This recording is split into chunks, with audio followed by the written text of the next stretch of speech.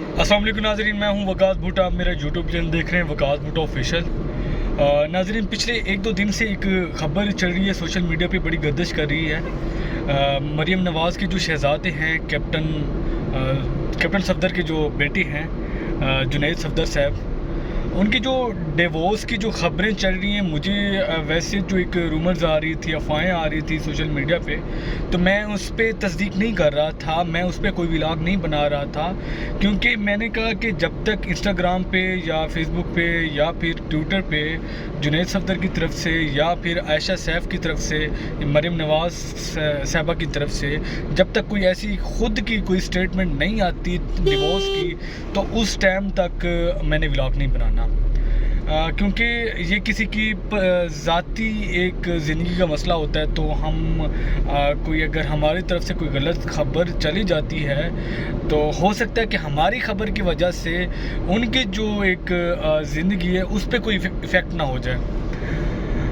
तो ख़बर क्या है कि मरीम सफदर के जो बेटे हैं जुनैद सफदर, उनका पिछले दिनों डिवोर्स हुआ है, और उनकी बीवी कौन है?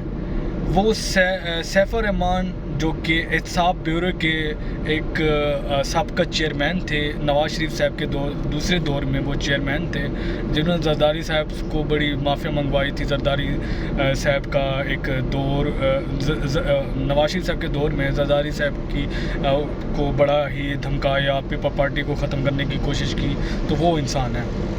तो खैर, सियासी बातें इस व्लॉग में हम नहीं करना चाहते, जो थोड़ा सा हमारा मेन मकसद है हम उस पर बात करेंगे। और अब सीन क्या है कि जो आयशा साहबा हैं, जो कि कैप्टन सफदर साहब के बेटे जुनैद सफदर की बीवी थी, उनको तलाक दे दी है। अब इस खबर की तस्दीक क्या है कि ट्विटर पे ख़ुद उसने ट्वीट किया है, उसने नेक ख्वाहिशात और नेक तमन्नाएं की दुआएं दी हैं आयशा सैफ को, और मतलब कि फ़्यूचर में अल्लाह पाक उसको एक लंबी उम्र दे और उसका मुस्तकबिल अच्छा रहे। और ये बोला कि हमारी डिवोर्स हो गई है, लिहाजा जो सोशल मीडिया है या मीडिया है, तो उनको हमारी ज़िंदगी को उछालना वो बंद कर दे, तो उनकी मेहरबानी होगी। तो जनाब अली, आप कोई वकास भुट्टा नहीं है, आप ना कोई एक आम इंसान है, आप मुस्लिम लीग नून की वाइस सदर मरीम नवाज़ के बेटे हैं। आपको तो ये दुनिया नहीं छोड़ेगी, आपको तो ये उछालेगी, आपको तो दिखाएगी। क्यों? मकाफात अमल है। मैं अपनी तरफ से नहीं कहूँगा कि हर सोशल मीडिया पे कुछ एंकर्स, कुछ लोग ट्विटर पे इस तरह कह रहे हैं कि जब इमरान खान साहब की तलाक हुई थी रिहाम खान से, तो कहा यह जा रहा था कि रिहाम खान से किताब किसने लिखवाई? आप लोगों ने। और वो छपवाई किसने? आप लोगों ने। और वो शायद किसने करवाई? आप लोगों ने। तो ये मकाफात अमल है, लोग कह रहे हैं, मैं नहीं कह रहा, लोग कह रहे हैं कि ये मकाफात अमल है कि जैसा आप करोगे वैसा आपके साथ होगा। अब ये ऑफिशियली तौर पे इनकी जो है डिवोर्स हो चुकी है, अलहदगी हो चुकी है, बट आयशा सैफ की तरफ से अभी तक इस तरह की कोई ख़बर नहीं आई कि हमारी डिवोर्स हो गई। लेकिन जुनैद सफदर की तरफ से ये खबर आ गई है। लेकिन कहा यह भी जा रहा है कि कुछ दिनों बाद, अगले कुछ आने वाले दिनों में आयशा सैफ कुछ प्रेस कॉन्फ्रेंस करने जा रही हैं, और कुछ ऐसे कोई इल्ज़ामात लगाने जा रही हैं जो कि इनके कोई पर्सनल हैं। कहा ये जा रहा है, मेरी खुद की ये कोई ख़बर नहीं है, ना कि मेरा कोई आयशा सैफ के साथ कोई कॉन्टेक्ट हुआ है, या फिर मेरा कोई जुनैद सफदर के साथ मेरा कोई कॉन्टेक्ट हुआ है।